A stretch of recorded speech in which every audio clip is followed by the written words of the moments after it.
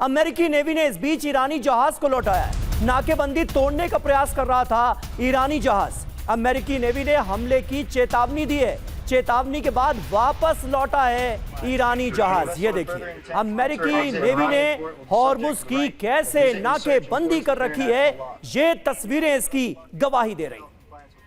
और देखिए, Hormuz strait पर ट्रंप का रुख बेहद सख्त। जी हां, अब हॉर्मुज पर कब्जा नहीं छोड़ेगा यूएस, ये ट्रंप ने कहा। ईरान को कभी नियंत्रित करने नहीं देगा। यूएस सूत्रों से एक्सियोस की ये रिपोर्ट सामने आई है और उसमें ट्रंप ये दावा करते दिखाई दे रहे हैं कि वो नहीं चाहते कि अमेरिका हॉर्मुज पर अपना कंट्रोल लूज करे। ईरान को कभी भी इसे नियंत्रित करने नहीं देगा अमेरिका।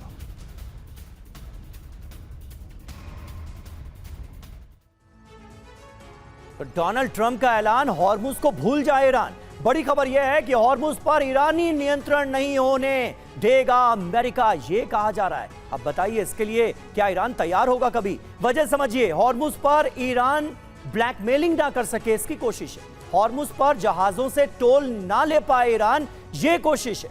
चीन के कार्गो शिप के रोकने की रणनीति पर काम हो रहा है। नाकेबंदी से ईरान पर दबाव बनाने की कोशिश की जा रही है। बड़ी बात यह है कि नाकेबंदी से ईरानी अर्थव्यवस्था पर असर पड़ेगा। ईरान ने वार्ता के लिए नाकेबंदी हटाने की शर्त रखी है और अभी तक अमेरिका की तरफ से इसको लेकर रजामंदी नहीं दी गई है, यानी अमेरिका इसके लिए तैयार नहीं।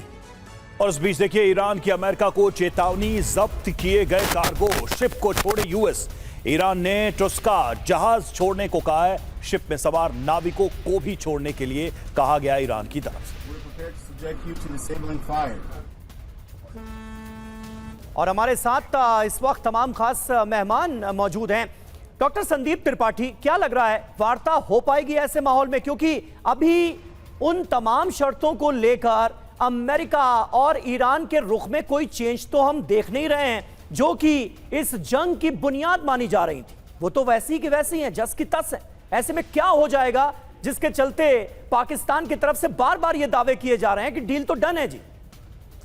देखिए, डिप्लोमेसी में आशावादी होना एक अच्छी बात है, लेकिन व्यवहारिक धरातल तो यही कहता है जिस प्रकार का तनाव है, battle of straight of Hormuz बन चुका है। ईरान के अंदर जो वो था, जो बैटल हो रहा था, वो हट करके पूरा अब स्ट्रेट ऑफ हॉर्मुज पर आ चुका है। तो मुझे ऐसा नहीं लगता, कोई कॉमन ग्राउंड नहीं दिख रहा है दूर दूर तक कि दोनों पक्ष बातचीत के लिए सीरियस हैं, या कोई ऐसे कॉमन दिख रहा हो अमेरिका की तरफ से या ईरान की तरफ से कि एक होता, देखो बातचीत के पहले एक प्रीटेक्स्ट होता, तैयार होता है कि ये संदर्भ है, यहाँ पर दोनों की बातें एटलीस्ट हो जाएंगी और इसीलिए उसका रास्ता आगे का तय होगा। आने वाले टाइम में मुझे ऐसा कुछ भी नहीं दिख रहा है। इसीलिए कहता हूँ कि ये जो स्टेट ऑफ हॉर्मुज है, जब तक ये कन्फ्लिक्ट जो है यहाँ का चीजें को नॉर्मलाइज नहीं होगा, तब तक टेबल पर आने मुझे नहीं लगता कि व्यवहारिक होगा।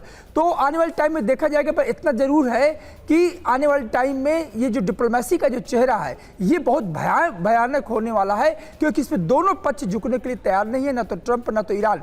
और ईरान ने तो बार बार कह दिया है कि ट्रंप ने ईरान को हर तरीके से मूल्यांकन किया है। ईरान ने अभी तक घुटने नहीं टेका। तो आने वाले टाइम में भी ऐसा नहीं है कि जब ट्रंप की धमकी पर कोई असर ईरान पर पड़ेगा, क्योंकि ईरान तैयार है। लेकिन बात घुमा फिरा कर सर वही है, हॉर्मुज ब्लॉकेड रहे या खुले, इससे प्रेशर तो बनेगा दोनों की तरफ, लेकिन जो जमीनी मुद्दे हैं, क्या इससे सॉल्व हो पाएंगे?